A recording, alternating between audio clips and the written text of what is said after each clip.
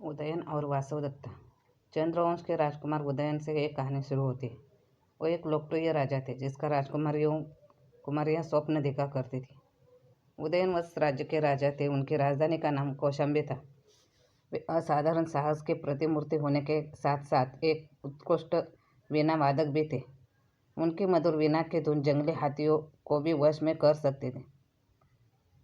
उन्हीं दिनों अवंती राज्य, जिसकी राजधानी उज्जैनी थी, अवंती में प्रद्युत नाम के राजा राज्य करते थे। महाराज प्रद्युत एक अत्यंत विशाल सैन्य बल के स्वामी थे, इसलिए उन्हें महासेन के नाम से भी जाना जाता था। कौशाम्बी के राजकुमार उदयन और उनके राज्य में सब कुछ ठीक चल रहा था, लेकिन कौशाम्बी का निकटवर्ती राज्य उज्जैन से संघर्ष चल रहा था। एक बार प्रतिद्वंद्वी राज्य के राजा प्रद्युत ने उदयन के खिलाफ हमला करने का फैसला किया। हालांकि उदयन के लिए एक आसान जीत थी। महाराज उदयन के पास घोषवती नामक एक दिव्य वीणा थी। उनका वीणा वादन अपूर्व था, जिसने अपनी मंत्रमुग्ध कर देने वाली वीणा धुन से युद्ध के हाथियों को शांत कर दिया। उसी क्षण से प्रद्युत ने वीणा वादन तकनीक सीखने का निश्चय कर लिया। तब तक उसे यह भी पता चल गया था कि युद्ध के मैदान में उदयन पर काबू पाना असंभव था और वह एक वैकल्पिक योजना की तलाश में था। योजना तैयार की गई और वन रक्षक एक अनोखे सफ़ेद हाथी की खबर लेकर आए। एक पशु प्रेमी होने के नाते राजकुमार जंगल में भाग गया और वीणा बजाने के लिए हाथी के सामने बैठ गया। लेकिन जैसे ही वह वीणा बजाने के लिए बैठे, वैसे ही प्रद्युत के अमात्य शालंकायन सैनिक उसमें से निकले और राजकुमार उदयन को कैद कर लिया।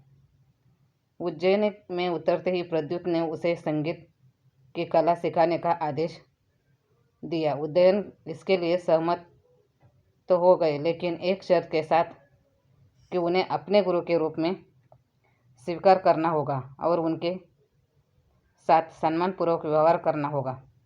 हालांकि प्रद्युत किसी भी तरह से अपने प्रतिद्वंदी को अपने शिक्षक के रूप में स्वीकार नहीं कर सका, इसलिए उन्होंने अपनी बेटी वासवदत्ता को उदयन की छात्रा के रूप में प्रशिक्षित करने का निर्णय लिया। अपने निर्णय के साथ साथ वह दो युवाओं के प्यार में पड़ने की संभावना से भी वह अवगत था, इसलिए उसने एक योजना बनाकर उन दोनों को धोखा दिया। उसने राजकुमार को सूचित किया कि उसके छात्रा एक कुबड़ी लड़की थी और उसकी शक्ल बेहद अप्रिय थी। दूसरी ओर राजकुमारी को बताया गया कि यद्यपि उसका स्वामी एक प्रतिभाशाली कलाकार है, लेकिन उसे कुष्ठ रोग और बद्दे घाव है। दृश्य आतंक की समस्या से निपटने के लिए उनके बीच पर्दा उठाना था। व्यवस्था के साथ पाठ प्रारंभ हुआ। राजकुमारी वासवदत्ता तेजी से सीखती थी और उदयन उससे काफ़ी प्रभावित था। हालांकि एक दिन उसने लगातार वही गलती की और इससे राजकुमार निराश हो गया। खोए हुए गुस्से में उसने लड़की को कुबड़ी कहकर नाराज कर दिया। वह टिप्पणी से आश्चर्यचकित और क्रोधित हो गई और उसे कोड़ी कहकर संबोधित किया। भ्रमित राजकुमार के पास पर्दा हटाने के अलावा कोई रास्ता नहीं था बचा।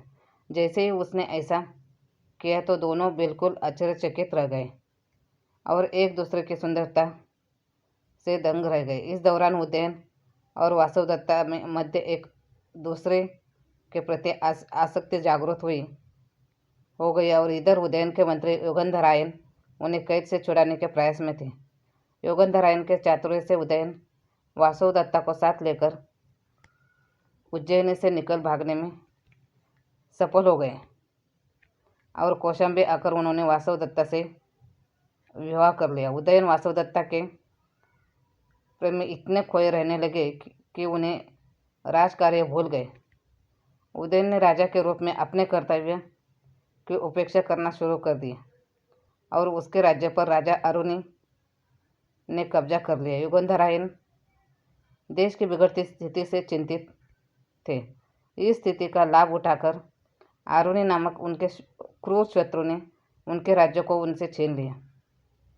आरुणि से उदयन के राज्य को वापस लेने के लिए उनके मंत्री योगंधरायन और रुमवान प्रयत्नशील हो गए, किंतु बिना किसी अन्य राज्य की सहायता के आरुणि को परास्त नहीं किया जा सकता था। वासवदत्ता के पिता प्रद्युत उदयन से नाराज थे और योगंधरायन को उनसे किसी प्रकार की उम्मीद नहीं थी। योगंधरायन को ज्योतिषियों के द्वारा पता चलता है कि मगध नरेश की बहन पद्मावती का विवाह जिन नरेश से होगा वे चक्रवर्ती सम्राट हो जाएंगे।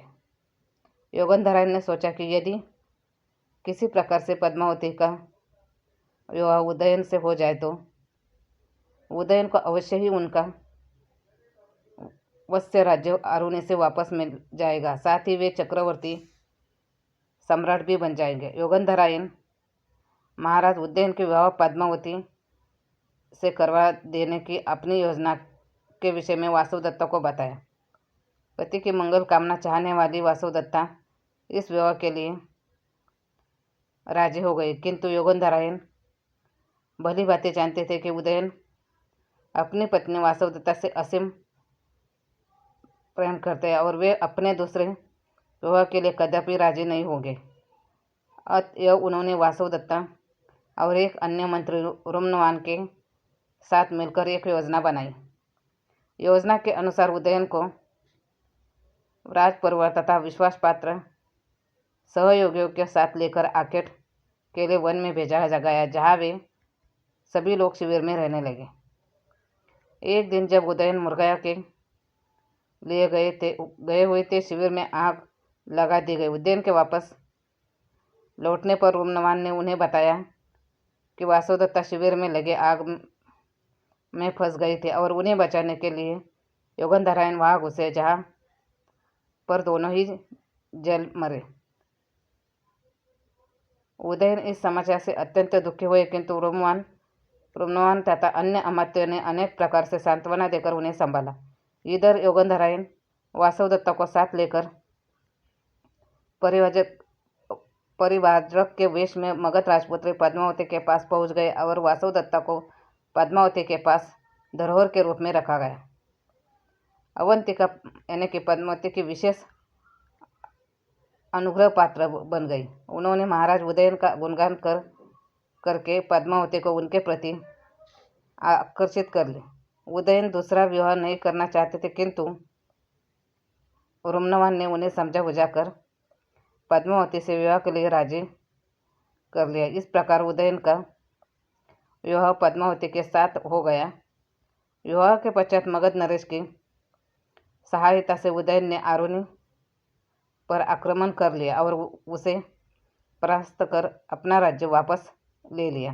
काफी समय बीत जाने के बाद उदयन को पता चला कि वासवदत्ता जीवित है। योगंधरायन भी सत्य उजागर करते हुए उनके सामने आए। योगंधरायन ने अपनी दुष्टता एवं दुस्साहस के लिए क्षमा निवेदन किया। आखिरकार दोनों प्रेमी फिर से एक हो गए और जैसे ही हुआ, कहानी ने समय और इतिहास में अपनी जगह बना ली। धन्यवाद।